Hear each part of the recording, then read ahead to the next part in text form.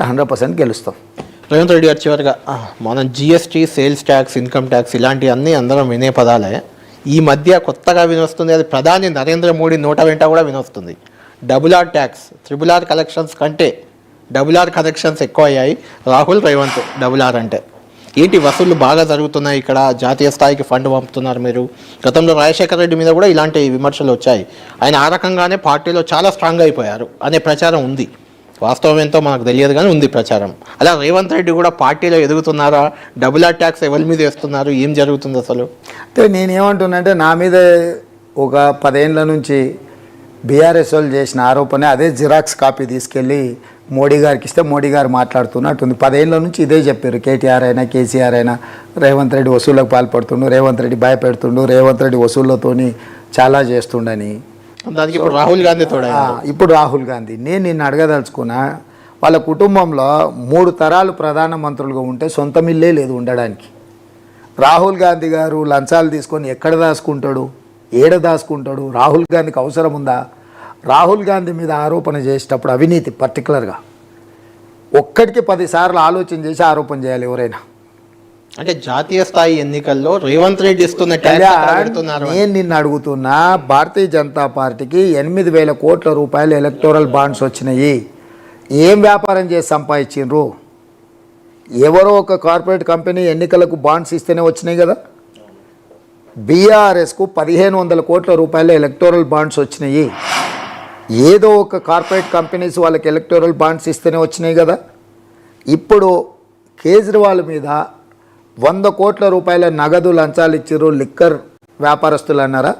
Same అదే వ్యక్తులు electoral bonds బీజేపీకి ఇచ్చిండ్రు. నగదు అక్కడ ఇచ్చిండ్రని ఆరోపణ ఉంది, దానికి ఆధారం ఉందో లేదో వాళ్ళు చెప్పాలి. కానీ ఇక్కడ సేమ్ పర్సన్స్ ఎలక్టోరల్ బాండ్స్ ఇచ్చిన ఆధారం ఉంది కదా.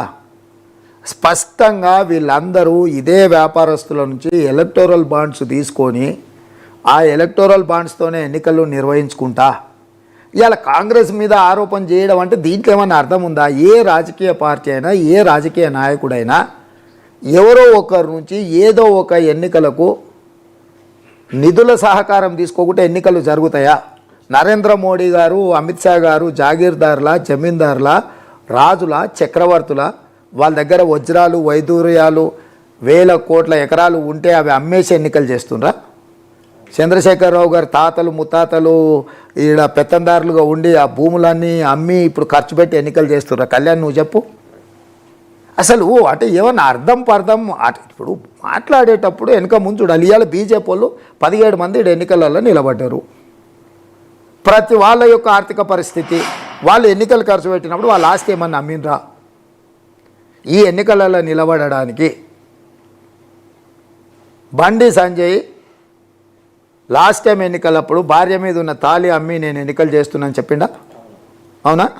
అంటే ఒక మనిషి వైఫ్ మెడలో ఉన్న తాళి అమ్మి చేస్తున్నాడంటే అన్ని స్టేక్ చేసినట్టే కదా, వస్తాం కదా.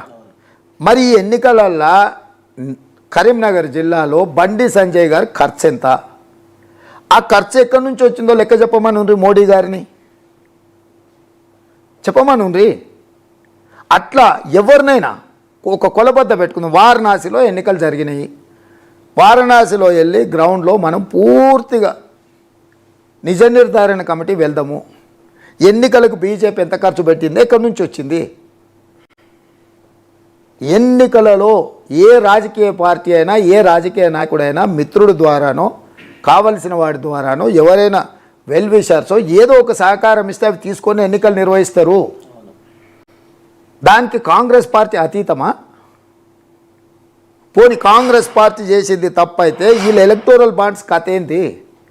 100,000 కోట్లు వచ్చినాయి కదా మీకు. కాబట్టి రిటారిక్ స్పీచ్లు ఇవ్వడము, ఏదో ఒక ఆరోపణ చేయాలి, బురద జల్లాలన్న ఆలోచన బురద జల్లడము, ఇవి ప్రధానమంత్రి గారి స్థాయిలో వారికి ఏం గౌరవాన్ని తెచ్చిపెట్టవు. దానివల్ల ప్రయోజనం కూడా ఉండదు. నేను ఇప్పుడు ఎలక్షన్ల వార్డు మెంబర్ నుంచి మొదలు పెడితే ప్రధానమంత్రి వరకు ఎన్నికలల్లా ఎవరో ఒకరు ఏదో ఒక సహాయం చేస్తేనే కదా ఎన్నికలు చేసేది. 1% ఉండొచ్చు ఎవరైనా సొంత ఆస్తులు అమ్మే ఎన్నికలలో ఖర్చు పెట్టేవాళ్ళు.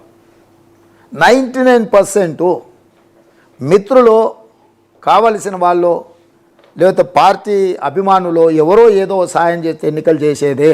సో ఇక్కడ అధికారం ఉంది కాబట్టి పంపిస్తున్నారు అనేది దేశంలో అన్ని దిక్కుల కాంగ్రెస్కు వెల్ విషర్సో లేకపోతే కాంగ్రెస్ పార్టీలో ఉన్న నాయకులు ఎక్కడికక్కడ పోటీ చేసే వాళ్ళు స్థానికంగా వాళ్ళు అక్కడ ఉండే పరిస్థితులను బట్టి వనరులను వాళ్ళు ఏర్పాటు చేసుకుంటారు. పోనీ ఇక్కడ నుంచి పంపించాలంటే ఎన్ని వేలు పంపాలా? పోనీ బీజేపీకి ఎక్కడి నుంచి వచ్చిందో చెప్పమండి. మమ్మల్ని ఆరోపణ చేసిండు, ఓకే ఫైన్, నేను వితండవాదం చేయదలుచుకోలేదు, మోడీ గారిని విమర్శించదలుచుకోలేదు ఈ విషయంలో. వాళ్ళ పార్టీకి ఎక్కడి నుంచి వచ్చినో చెప్పమని ఉండ్రి. ఈ ఎన్నికల్లో వాళ్ళు ఎంత ఖర్చు పెడుతురు? కరెక్టే, ఏదైనా కోట్లతో కూడుకున్న వ్యవహారం అది. వందల వేలు కదా కళ్యాణ్, కోట్లు కాదు, వందలు వేల కోట్లు. మరి ఎక్కడి నుంచి వచ్చినాయో చెప్పమని ఉండ్రి బీజేపీని. చెప్పిన తర్వాత ఇంకా ఎవరినైనా మీరు అడగండి, దానికి అర్థం ఉంటుంది.